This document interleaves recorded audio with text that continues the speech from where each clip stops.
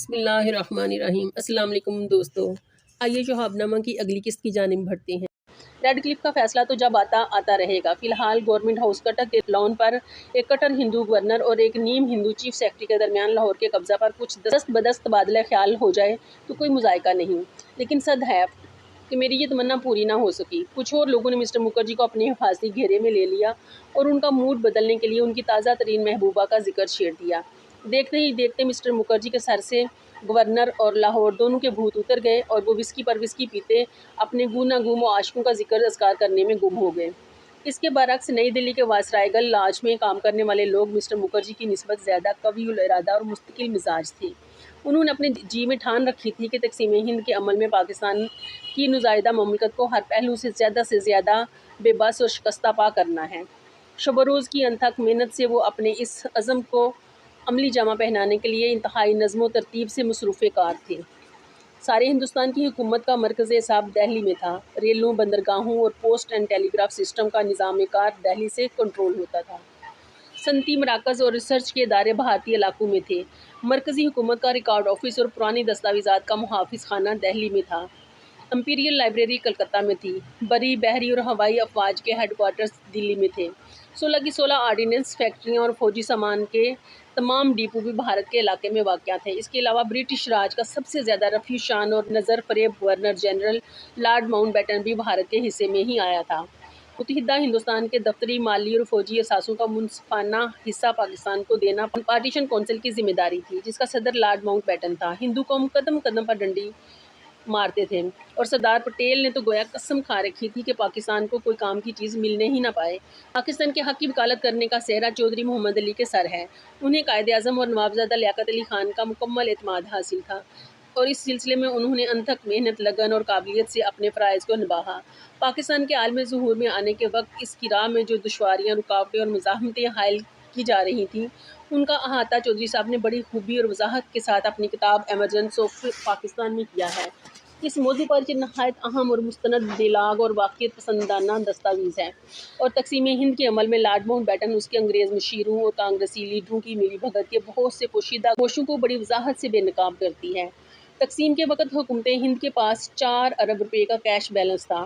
بڑی طویل تکرار، حجت اور مول تول کے بعد پاکستان کو 75 کروڑ روپے دینا طے ہوئے۔ 20 کروڑ کی ایک قسط ادا کرنے کے بعد بھارت نے اپنا ہاتھ روک لیا۔ 14 اگست 1947 کو جب پاکستان وجود میں آیا تو اس نئی حکومت کے پاس فقط یہی نقد اثاثہ تھا۔ اس وقت مملکت خدادات کے سامنے مسائل اور اخراجات کا غیر معمولی انبار لگا ہوا تھا۔ بھارت کے لیے یہ سنہری موقع تھا کہ کیش بیلنس کی ادائیگی روک کر روز اول سے ہی اس نئی مملکت کے دیوالیہ پان کو ساری دنیا میں مشتہر کر دے۔ 15 اگست 1947 سے 15 جنوری 1948 تک کا زمانہ پاکستان کے لیے مالی لحاظ سے بڑا نازک اور پرخطر دور تھا، لیکن یہ منزل بڑی خوش اسلوبی سے گزر گئی، کیونکہ حکومت اور عوام دونوں آزادی کے نشے میں سرشار، کام کی لگن میں چست اور ہر مشکل پر قابو پانے کے لیے تیار تھے۔ آخر 15 جنوری 1948 کو گاندھی جی کے مرن بھر سے گھبرا کر بھارتی حکومت نے کیش بیلنس کی باقی اقساط بھی بعد النخواستہ پاکستان کو ادا کر دیں۔ فوجی سامان کا 1/3 حصہ پاکستان کے حصے میں آنا باہمی رضامندی سے منظور ہوا تھا۔ آرڈیننس فیکٹریاں اور ملٹری اسٹور ڈپو سب کے سب بھارت میں تھے، اس لیے ان پر بھارتی حکومت کا پورا قبضہ تھا۔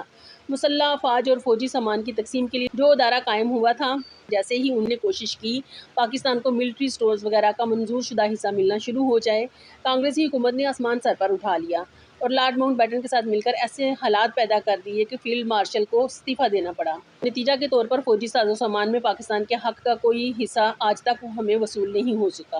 دہلی سے سرکاری ملازمین، دفتری فائلوں اور دوسرے متعلقہ سامان کو کراچی پہنچانے کے لیے ہر روز ایک اسپیشل ٹرین چلانے کا منصوبہ بنایا گیا تھا، لیکن بہت جلد یہ بندوبست ترک کر دینا پڑا، کیونکہ ان گاڑیوں پر ہندوؤں اور سکھوں کے شدید حملے شروع ہو گئے۔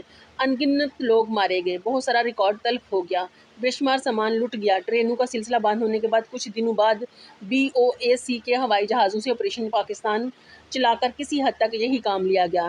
ان گوناگوں مسائل کے علاوہ ایک اور بہت بڑا مسئلہ بنگال اور پنجاب کی تقسیم کا تھا۔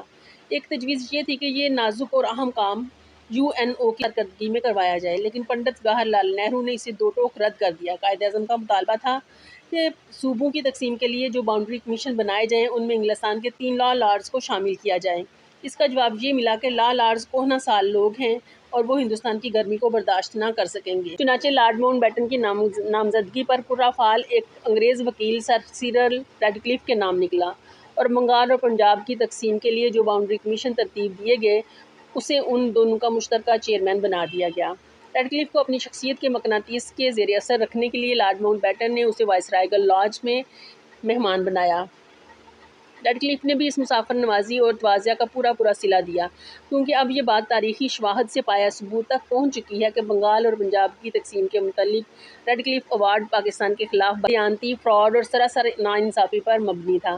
چودھری محمد علی صاحب نے اپنی کتاب میں اس کے متعلق کئی حیرت انگیز، چشمدید اور براہ راست واقعات بیان کیے ہیں۔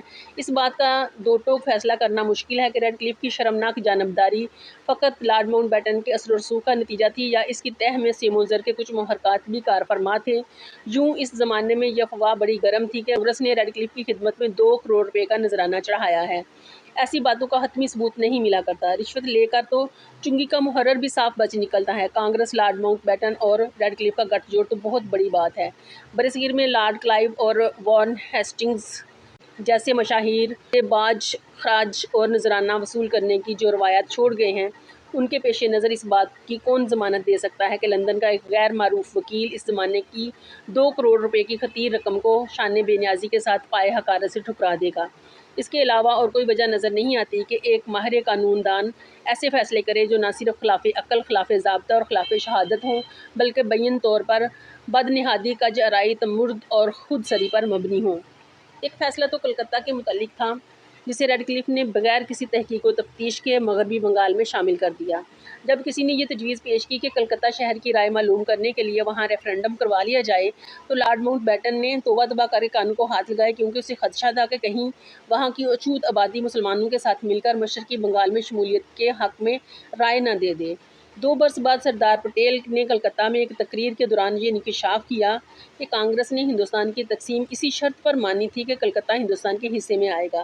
ظاہر ہے کہ یہ خفیہ معاہدہ لارڈ ماؤنٹ بیٹن کے ساتھ ہی ہوا ہوگا۔ مسلم لیگ کو اس سازش کی اس وقت کوئی خبر نہ تھی۔ پنجاب کی تقسیم میں ریڈکلف نے اس سے بھی زیادہ خطرناک گل کھلایا۔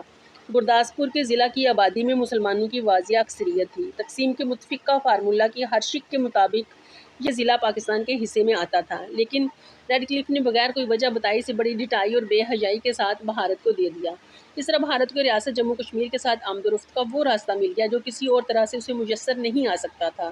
ریڈکلف کا یہ فیصلہ دورست سیاسی بدنیتی کا مظہر ہے، کیونکہ گرداسپور کے بغیر بھارت کو کشمیر پر غاصبانہ قبضہ کرنے کا موقع ہاتھ آ سکتا تھا، نہ راستہ مل سکتا تھا۔ پہلی بار 1846 میں انگریزوں نے جب کشمیر ڈوگروں کے ہاتھ فروخت کیا تھا تو اس وقت اس کی قیمت مبلغ 75 لاکھ روپے پڑی تھی۔ اب عین 100 برس بعد فرنگیوں نے جب دوسری بار کشمیر ہندوؤں کے قبضہ اختیار میں دینے کی چال چلی تو اس کی بھاری قیمت بھارت سے نہیں پاکستان سے وصول کی گئی۔ گرداسپور کے راستے بھارت کو کشمیر کے ساتھ براہ راست منسلک کر کے برطانیہ نے پاکستان کی نظریاتی، جغرافیائی اور معاشی سرحد پر ایک ننگی تلوار لٹکا دی اور حربی نقطۂ نظر سے اس نئی مملکت کو غیر مملکت کی غیر متوقع اطراف و جوانب سے بھارت کے بے جواز گہراؤں میں دھکیل دیا۔ مغربی پنجاب کی معاشی زندگی کو بھارت کے پنجہ اختیار میں دینے کے لیے ریڈکلف نے گرداسپور کے نہلے پر فیروزپور کا دہلہ بھی دے مارا۔ فیروزپور میں ان نہروں کے ہیڈ ورکس تھے جو مغربی پنجاب کو سراب کرتی تھیں۔ ریڈکلف نے یہ ہیڈ ورکس بھی بھارت کی جھولی میں ڈال دیے۔ 8 مہینے کے اندر اپریل 1948 میں بھارت نے ان نہروں کا پانی بند کر کے پاکستان کو اپنی برتری کا مزہ بھی چکھا دیا۔ 16 اگست 1947 کو جب ریڈکلف کے ماندانہ، محسدانہ اور نامنصفانہ ایوارڈ کا اعلان ہوا، اس وقت مشرقی پنجاب اور دہلی کے مسلمانوں پر قتل و غارت کی قیامت ٹوٹی ہوئی تھی۔ ہندوؤں اور سکھوں کے مسلح جتھے فوجیوں اور پولیس کی مدد سے کلمہ گو مردوں، عورتوں اور بچوں کی جان و مال اور ناموس سے درندوں کی طرح کھیل رہے تھے۔ کتنے لوگ تہہ تیغ ہوئے، کتنی عصمتیں لٹیں، کتنے معصوم بچے مارے گئے، ان سوالوں کا جواب تاریخ کے حسابدان دینے سے سراسر قاصر ہیں۔ ان کا جواب صرف پاکستان کی بنیادوں میں محفوظ ہے۔ دہلی اور مشرقی پنجاب کے علاوہ بھارت کے طول و عرض میں بہت سی اور جگہ بھی ہندو اور سکھ مسلمانوں کے خون سے ہولی کھیلنے میں حسب توفیق مصروف عمل تھے۔ مسلمانوں کے لیے بھارت کی ہر شاہراہ، ہر پگڈنڈی پاکستان کی طرف جاتی تھی اور چند ماہ کے اندر 1.5 کروڑ سے اوپر لوٹے پٹے مہاجرین پاکستان میں ہجرت کر کے آ گئے۔ 15 اگست کو جب بھارت پر آزادی کی دیوی کا نزول ہوا تو امرتسر شہر نے اس روز سعید کو عجیب طور پر منایا۔ جان کنیل نے اپنی کتاب آپ نے لیکھ میں لکھا ہے کہ اس روز سکھوں کے ایک ہجوم نے مسلمان عورتوں کو برہنہ کر کے ان کا جلوس نکالا۔ یہ جلوس شہر کے گلی کوچوں میں گھومتا رہا، پھر سارے جلوس کی عصمت دری کی گئی۔ اس کے بعد کچھ عورتوں کو کرپانوں سے ذبح کر دیا گیا، باقی کو زندہ جلا دیا گیا۔ واہ گرو کا خالصہ، واہ گرو کی فتح۔ تو دوستو یہ تھی آج کی قسط، امید ہے آپ کو پسند آئی ہوگی۔ اپنی قیمتی آراء اور تجاویز کا اظہار کامنٹ باکس میں ضرور کیجیے گا، ویڈیو کو لائک اور شیئر کریں اور چینل کو سبسکرائب بھی کر دیں۔ تو ملتے ہیں اگلی قسط میں، تب تک کے لیے میرے سونے رب دے حوالے۔